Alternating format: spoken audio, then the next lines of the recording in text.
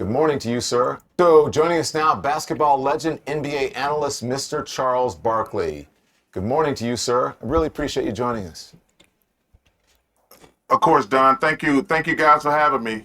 Why so outspoken, especially when it comes to this issue? You know, even as someone you're covering sports, but you're speaking out about issues that have to do with culture and society. Why so outspoken about this? Well, Don, I don't like that word outspoken because I hope anybody who sees racism in any form whatsoever should stand up. Whether it's against a black person, a Hispanic person, a Jewish person, Asian. Asian hate's going a big deal in this country right now. So anybody should try to do the right thing. If you see something wrong when it comes to race or homophobic or sexist, you should always say something. And I'm always going to do that. I don't care about the repercussions. If I see something wrong happening, Don, I'm going to say something. How do you think the league should deal with it? Because, listen, he's still on suspension, but how do you think the league should deal with it? The reason I ask is because, you know, everyone is speaking out about it. Kyrie Irving is facing, you know, what he's facing. But the league let him go for a long time. They sort of are forcing him to apologize, but what if these are his real beliefs? Should they be dealing with that as well? Maybe they have someone who actually believes these things. I'm not saying it's right. Instead of forcing him to apologize, maybe they should be dealing with that part of it. What does he believe though? Do you know? Do you know that though? What do you know? What is his beliefs though?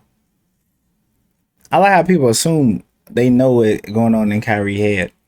Like everybody assuming. Let me see what Charles wants. I said that's a great question, Don. People have the right to feel and say what they want to. We have freedom of speech, but there are repercussions when you say certain things. Listen, I don't know Kyrie Irving. I don't know if he's a good guy or a bad guy.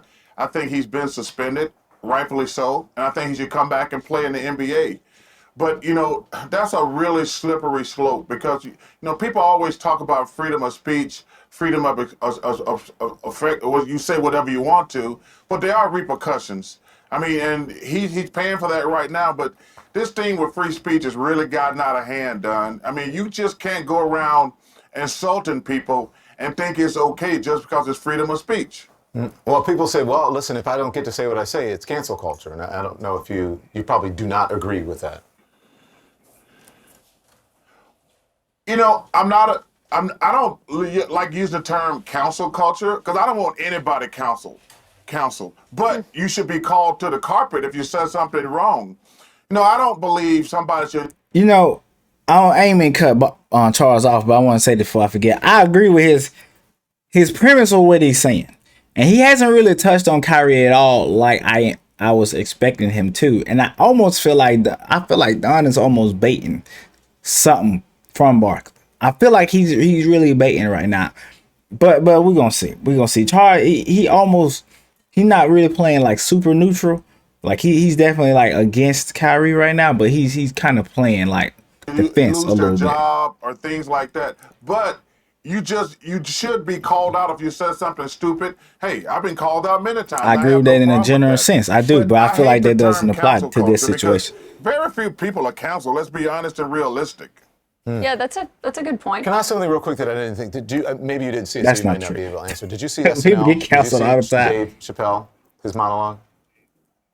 I did not, Yeah. but listen. Let me just say this. I'm a Dave Chappelle fan.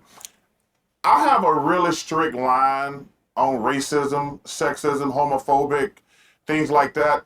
It's just wrong. It's nothing to joke about. It's a very serious subject. You know, Don, it's crazy. I'm almost 60 years old, and I grew up in Alabama, you know, and obviously I know about Montgomery, Selma, Birmingham, things like that. To still be having racial conversations 60 years later, and we're debating whether people have the right to say it and joke about it, it just makes me sad. Yeah. It makes me mad, but it really just makes me sad that 60 years later we're still having racial conversations 60 years later. And more than a decade ago, I do have to say, and then I'll let you guys jump in here because I don't want to hog the conversation. One of the first people to contact me after I came out was this man right here, and that was over a decade ago. So these issues are really important to you, and you always stand up for people's individual rights.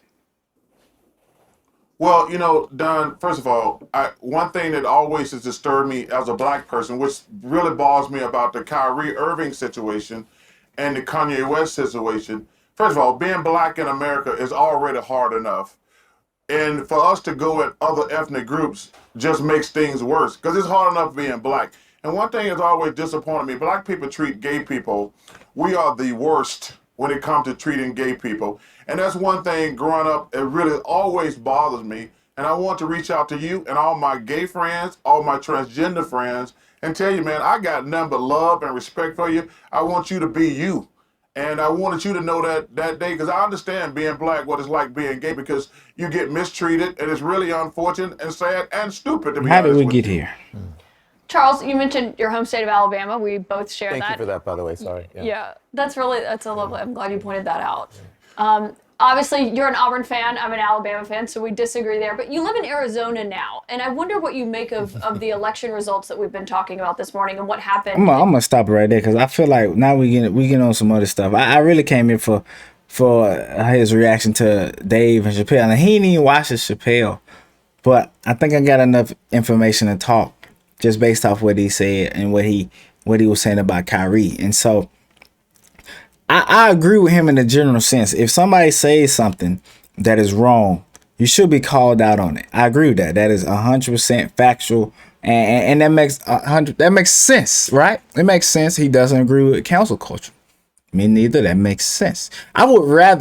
Me personally, I would rather know the people who are against me than them hide in the shadows. And I feel like a lot of times you counsel people. Now people are always going to find some way around something if they really want something out there. If they really want something to be said. And I feel like the enemy that you know is not as dangerous as the enemy you don't know. The enemy you don't know is twice as dangerous, if not triple the times as dangerous. But I do disagree with Charles Barkley on this fact. And everybody is painting Kyrie out to be the bad guy for some odd reason. Everybody painting Kyrie out to be this just hateful person towards Jews. All he did was send out a tweet. He sent out a tweet. He didn't say anything, right? If you was to come out and say, well, and Charles got on there and said, well, I don't really know his stance on it. He tweeted out something. We don't really know how he feels. And we're really upset because we don't know how he feels. That's how I feel like everybody who has something to say that's anti-Kyrie, they just upset because he's not letting him get into his mind. And that baffles me. That's crazy. But we have not once said anything. I haven't seen anybody say nothing about who has it on the platform. Jeff has it on his platform. Jeff Bezos has the movie on his platform. Right. I haven't seen anybody call out Shaq, like anybody big. I've seen small people call out Shaq. If you don't know, Shaq had that movie play in a theater that he owned, right? You control that. You control what goes in your theater. You can say he didn't know, but he didn't come out and say that he was sorry for that playing in his theater. Not that I've seen. Maybe I'm wrong. But at the same time, if you're gonna give Kyrie all this flack about a tweet and you're not gonna get at Shaq for having to play in his theater, I haven't seen okay, Charles, I need you to go on TNT and say, look, Shaq, you need to apologize because you played that movie in your theater. I haven't seen that. Maybe it's happened and I missed it. If it has, let me know. But I'm just saying, I haven't seen that. I haven't seen it. We're not keeping the same energy for everybody. We're not keeping it. We keep the same energy around the board. I need Jeff to get some of that energy. I need Amazon to get some of that energy. All that energy. I need Shaq to get some of the energy. I need all these other people who have done similar things to Kyrie. I need them to have that same energy. And maybe then I'll sit back and say, okay. But until then, no. This ain't it. This ain't it.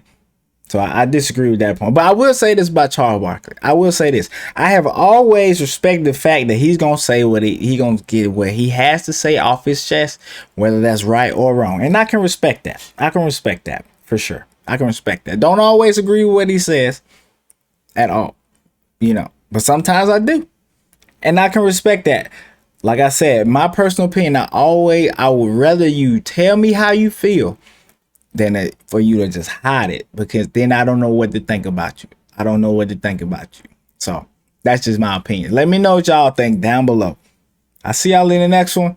Hey, you. Be great, man. Be great. Let's go.